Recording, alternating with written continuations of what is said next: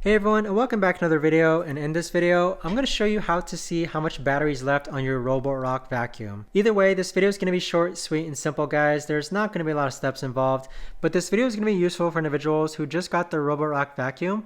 How are you actually going to see how much battery is actually left? Now, the first thing that you need to do is that you need to go onto your Roborock app, which is this red icon right over here. Next, what you're going to do is that you're going to enter the vacuum in which you want to see how much battery is left for. So we'll just use this vacuum right over here and then click on enter. Now notice when I click on enter, the upper hand side, you're going to see three numbers. You're going to see the 12 meters squared, the 100% charged, and you're going to see 12 minutes. So the 100% charge is how much battery is left on your Roborock vacuum. So that right there just means that it's fully charged, and if you want to go ahead and charge it more, you can if you want to.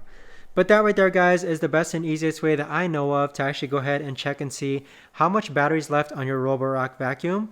If you guys know of a better or easier way to actually do this, let me know in the comments down below. I would love to know. Thanks so much for watching, everyone, and I'll see you guys all in the next video.